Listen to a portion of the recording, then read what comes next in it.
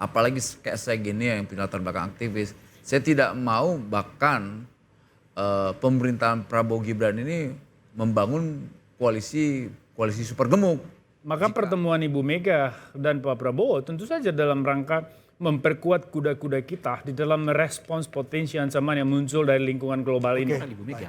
Oleh karena itu, feeling saya 90% PDI nggak akan masuk ke dalam kekuasaan. Dia akan mengambil jalan oposisi. Sekalipun ditawarkan oleh Pak Prabowo ya. Kan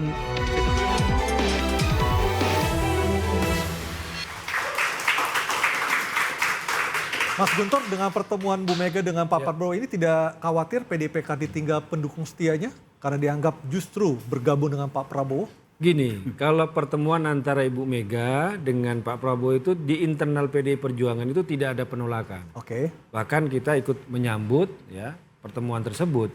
Nah cuma kalau opsi soal mau masuk dalam kabinet, nah ini masih ada diskusi. Meskipun ya tentu saja semua kader itu tunduklah pada keputusan Ibu Ketua Umum, apapun yang diputuskan. Karena itu kan dalam ADRT kami kan jelas bahwa sikap politik partai itu ditentukan oleh keputusan Ibu Ketua Umum.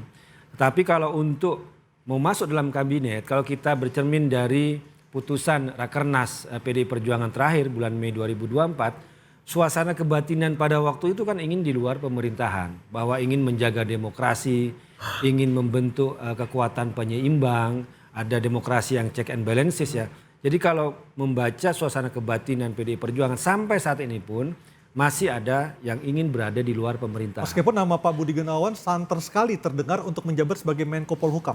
Kami belum mendengar informasi tersebut karena sampai saat ini belum ada keputusan Ibu Ketua Umum mau berada dalam pemerintahan atau tetap mau di luar. Oke. Jadi siapapun yang mengatasnamakan kader PDI Perjuangan tidak boleh ngedil sendiri. Tidak boleh ada yang ngedil di belakang Ibu Ketua Umum itu tidak ada. Oke, satu pintu melalui Bu Mega. Ya itu jelas itu. Baik.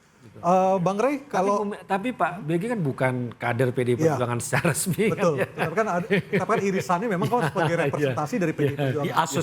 Diasosiasikan seperti itu. Bang, kalau kita melihat pertemuan dua elit politik ini memang bagus untuk kehidupan berbangsa dan bernegara. Tapi bagi masyarakat, bukankah ini justru merugikan? Karena tidak ada lagi kekuatan oposisi sebagai penyeimbang. itulah yang membuat saya tidak terlalu yakin Ibu Mega akan mengambil posisi bergabung dengan Pak Prabowo. Jadi pertemuan nanti hanya sekedar ucapan silaturahmi dan juga terima kasih. Ya. MD3 Mbak Puan tetap jadi ketua Enggak, DPR. jangan ke situ dulu. Oke. Pertemuan itu penting dalam rangka apa yang disebutkan tadi oleh Bung Boni, rekonsiliasi.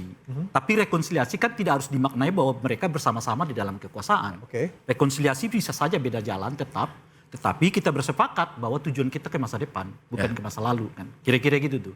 Nah, Anda di dalam, saya di luar. Itu bagian dari rekonsiliasi. Nah, kalau lihat Ibu Mega selama ini dengan gayanya, dan saya kira salah satu tokoh politisi yang menurut saya masih punya kemampuan untuk menjagalah gitu, menjaga pilihan-pilihan politik, itu adalah Ibu Mega. Oleh karena itu, feeling saya 90% PDI nggak akan masuk ke dalam kekuasaan. Dia akan mengambil jalan oposisi. Gitu. Sekalipun ditawarkan oleh Pak Prabowo ya. Kan sederhana, kalau mau berkuasa sih mereka iakan saja 3 periode dulu tuh. Kan selesai tuh. Ya. Paling ketinggalan kan cuman Noel kan. Noel ketinggalan biarin lah kalau Noel ketinggalan gitu. Kalau itu mau berkuasa, kalau ambisi Pak Ibu Mega itu semata-mata kekuasaan, dia iakan saja 3 periode. Kan cuma Ibu Mega yang bertahan. Ya. Dari sekian banyak elit politik saat itu. Ya. Saya tetap konstitusional kata Ibu Mega, 2 periode cukup. Bahkan karena itu beliau berpisah dengan Jokowi kan. Karena mempertahankan prinsip itu. Masa begitu hebat Ibu Mega mempertahankan prinsip konstitusionalitas kok cuma dapat 3-4 kursi menteri lalu goyah, kan nggak masuk akal menurut saya itu. Itu yang kita kenal dari Ibu Mega itu maksud saya gitu ya. Nah oleh karena itu pertemuan ini menurut saya nggak lebih tujuannya adalah bagian dari rekonsiliasi itu, adem, pendukung Pak Prabowo dengan pendukung Ibu Mega kembali bahwa masalah kita bukanlah kita gitu loh. Masalah kita itu di luar kita selama ini yang orang seringkali menyebut misal dengan nama Mulyono itu gitu loh kira-kira itu. Nah Mulyono itu nggak ada di Prabowo sekarang. Mungkin Mulyono itu apalagi di PDI Perjuangan kira-kira begitu tuh. Nah oleh karena itulah besar dugaan saya mereka akan membicarakan agenda-agenda strategis. Dan itu udah terlihat sebelum pertemuan ini sendiri, efek pertemuan itu udah terjadi. MPR dan DPR dipegang PDIP dan Gerindra. Sebelum itu. PDI dengan Gerindra adalah 2 partai yang paling terdepan mengatakan menolak ekspor pasir laut. Ya. Ya kan? Itu menurut saya efek sebelum pertemuan itu sendiri terjadi. Kedua, kita melihat Anda yang sebutkan tadi, Ketua DPR dengan mulus diambil oleh PDI Perjuangan, padahal sebelumnya isu begitu kuat mengatakan MD3 akan direvisi supaya ada kemungkinan Partai Kim yang ambil Ketua DPR, dan sebaliknya Ketua MPR diambil oleh Gerindra, pemenang ketiga. Dan itu aklamasi lagi. Dan itu aklamasi, pemenang ketiga langsung. Kelihatan tuh efek dari sebelum pertemuan itu terjadi, efek dari pertemuan itu saja sudah terjadi gitu menurut saya. Bagaimana PDI mengambil kursi DPR, Gerindra mengambil kursi. Justru yang kelihatan dari sini seperti yang saya sebutkan tadi, Golkar kelihatan kurang peranan, dan Pak Jokowi apalagi seperti gambar yang tadi berulang-ulang ya. Golkar sebagai pemenang kedua. Padahal Golkar adalah pemenang kedua dan dia punya potensi untuk mendapatkan 6 kursi. Ya di di kabinet gitu ya, tapi loss di legislatifnya baik di pimpinan DPR maupun MPR. di pimpinan MPR gitu. Horizon Dan kita tunggu dulu. Dan menurut saya efek berikutnya kepada khususnya tentu kepada Ibu Mega dalam hal ini yaitu yang melokalisir bahwa kekuasaan di masa mendatang itu tidak dengan Jokowi, tapi dengan saya dan Pak Prabowo, meskipun kami di posisi yang berbeda. Tapi peran-peran masing-masing kedua tokoh inilah yang akan menentukan sejarah Indonesia setidaknya 5 tahun ke depan. Baik. Mas Aryo, Silakan Bang Boni.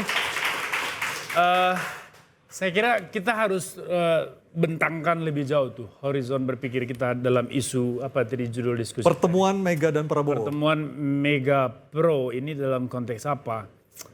Situasi dunia hari ini harus kita lihat ya, lingkungan strategis secara global.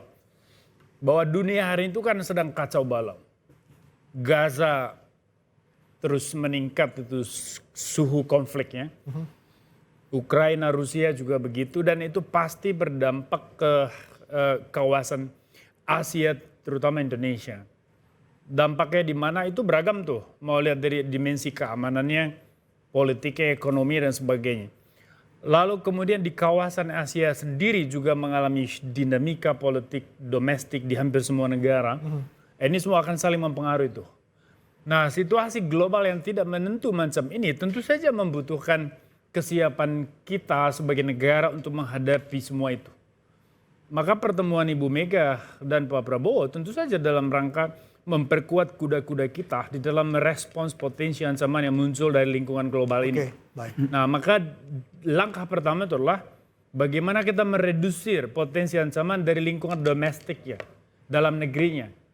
Yaitu mulai dari manajemen politik di tingkat elitnya, hubungan elit dengan masyarakat akar rumput, ya, hubungan antara institusi negara dengan ruang publik, itu semua yang harusnya kita pikirkan. Baik. Karena pada akhirnya kita tidak akan pernah bisa mengorbankan Indonesia demi kepentingan politik praktis. Baik, saya ke Bang Noel. Bang Noel, kalau misalnya Bu Mega tetap memilih berada di luar pemerintahan, apakah Gerindra dan Pak Prabowo merasa siap dengan kondisi seperti itu? Saya rasa paling siap. Oke. Karena kita butuh namanya check and balancing itu ya. Nggak mungkin Gerindra harus tanpa ada kontrol. Apalagi kayak saya gini yang punya latar belakang aktivis. Saya tidak mau bahkan pemerintahan Prabowo Gibran ini membangun koalisi super gemuk. Jika PDP masuk saya anggap malah melemahkan demokrasi. Ya karena relawan juga bagus dalam kesulitan masuk demokrasi ya yang kan. bagus. Harus ada alat pengontrol yang kuat. Dan menurut saya PDIP salah satu partai yang paling kuat untuk menjadi bagian yang di luar atau bahasa yang sering tren itu oposisi gitu. Jadi kalau ditanya Pak Prabowo menawarkan, saya rasa ya selama itu baik-baik aja Prabowo senang kok gitu loh. Kan kita bicara tentang ke depan, langkah-langkah ke depan, bicara tentang program, lantas gagasan soal Indonesia gitu loh. Apalagi tadi disampaikan Boni ada konflik global yang sudah mulai merapat ke kita nih, dari konflik Gaza, Libanon, pada akhirnya lantas kan, Ukraina, lantas Iran. Pada akhirnya situasi ini kan akan memaksa kita, Bung Noel, untuk mengambil sikap kita akan ada di titik mana. Ya. Nah, kita akan mempertegaskan katakanlah politik bebas aktif kita. Akan seperti apa model bebas aktif dalam implementasi ke depan. Itu akan menjadi pertanyaan besar yang harus dijawab oleh pemerintahan Pak Prabowo.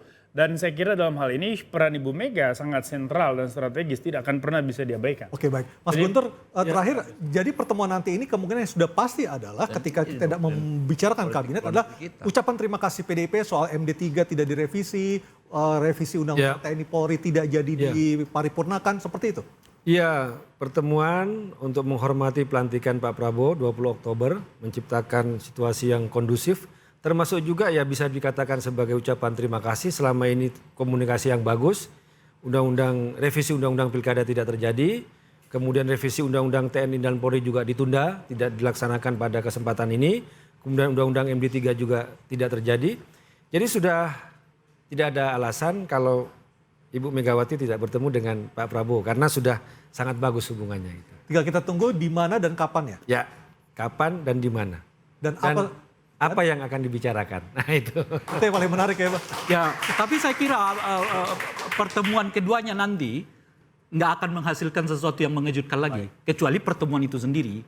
Kontennya sudah nggak ada karena kontennya udah ada sebelumnya. Ya kan? Kita udah bisa memprediksi ya kan, DPR, MPR gitu. Setelahnya boleh jadi Ibu Mega mengatakan kami bersepakat untuk membangun Indonesia dengan posisi yang saling menghargai. Pak Prabowo memimpin bangsa ini, saya mengoposisi, adapun Mulyono jadi penonton. Kira-kira begitulah. Oke, kita akan tunggu seperti apa nanti realisasi pertemuan Ibu Mega dan Pak Prabowo. Dan tentunya kami berharap sebagai rakyat, kami juga bisa hidup dalam alam demokrasi yang terjaga selama 5 tahun mendatang. Selamat malam, saya Aryo Ardi. Terima kasih Anda telah bersama kami dalam Interupsi. Sampai jumpa. Terima kasih.